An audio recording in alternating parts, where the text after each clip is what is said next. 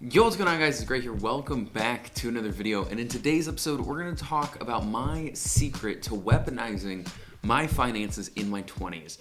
And I know that's probably a big, that's a strong choice of words, to weaponize your finance. And I don't mean weaponize in a sense to hurt anybody or anything like that. But I mean weaponize in the sense of I am building something that is dangerous, in the sense of I am doing something that is way abnormal to people in their 20s and building wealth in a way that most people don't do in their early 20s. So I'll kind of jump right into it. So the first thing, and some people do this, I do want to make a little disclaimer that I'm not necessarily doing anything abnormal in the sense of I'm doing anything that you can't do. You can do exactly what I'm doing. I'm not going to give financial advice. This is the internet. Take everything with a grain of salt. But I will say this is what I'm doing and this is how I'm living my life, and I'm not doing anything that you can't. So I'll start with the first thing, and that's living below my means. Now, a lot of people do this, but this is also America, and a lot of people don't.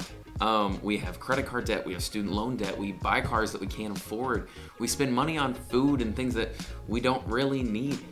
Eating out all the time, going shopping. We have malls. That's like a thing people do, and I don't fully understand it. People go to the mall to hang out. We go spend money, and that's our way in America of spending time together. And that I just do not understand.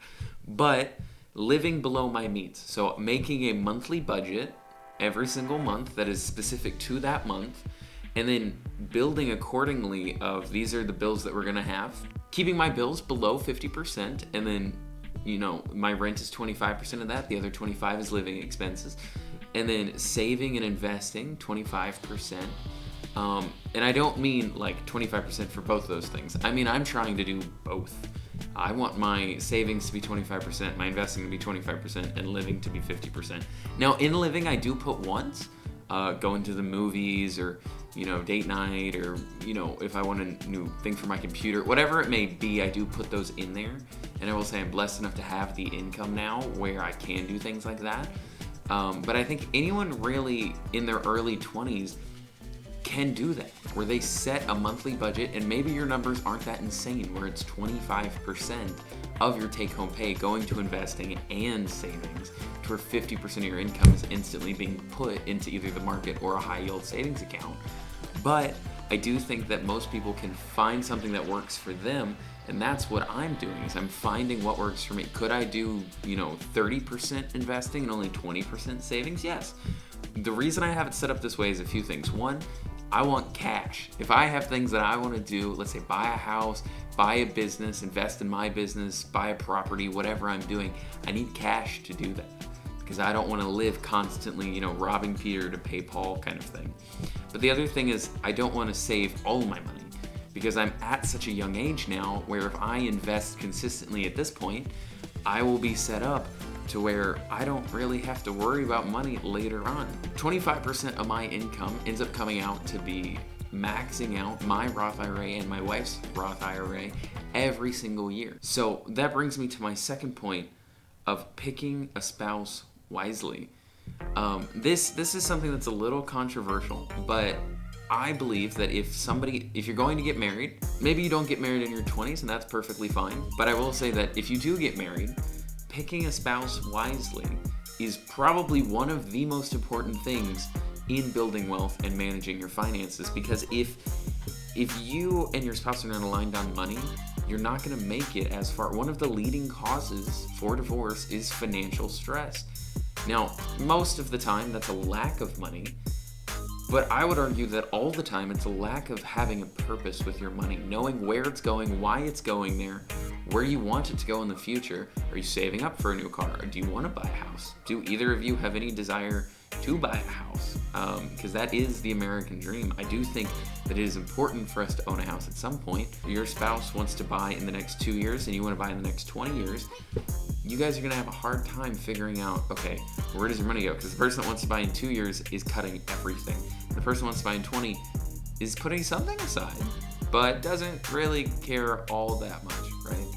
So that's just something to consider. And as I said with the budgeting thing, you want your spouse and you to be in the same place. So you want to agree and review that budget ongoing. You want it to be a conversation, not just that this is how it's going to look, But this is how I want it to look. What are things that you want in here, right? For example, in our budget, I don't really spend money, quite frankly. If I do, it's literally just food, and that is something that I've had to kind of work on and build discipline in that area. And every single month, what I spend on food has consistently gone down.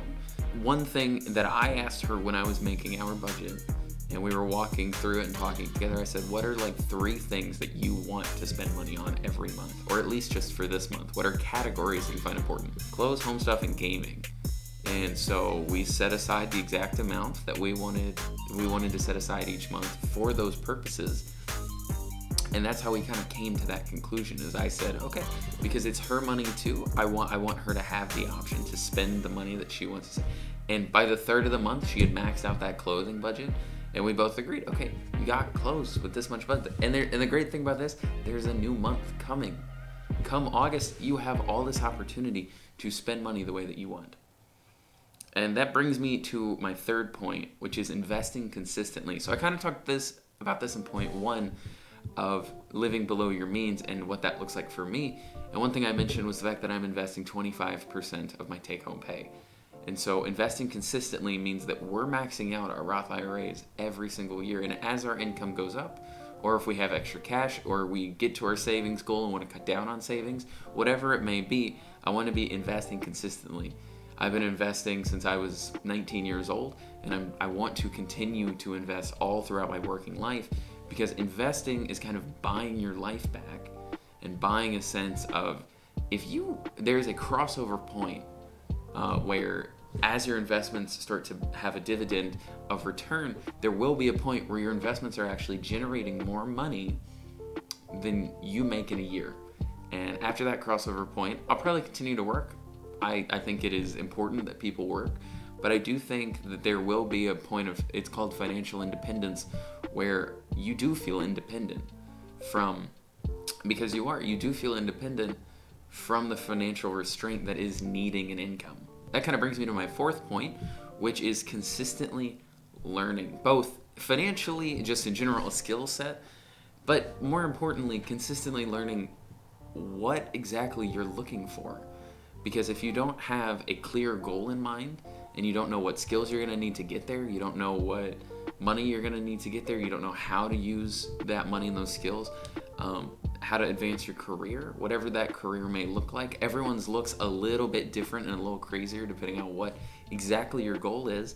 But I do think that consistently learning both new skills can really separate you and allow you to build more of an income, because that honestly is your biggest financial tool. Your greatest financial tool to building wealth is your income.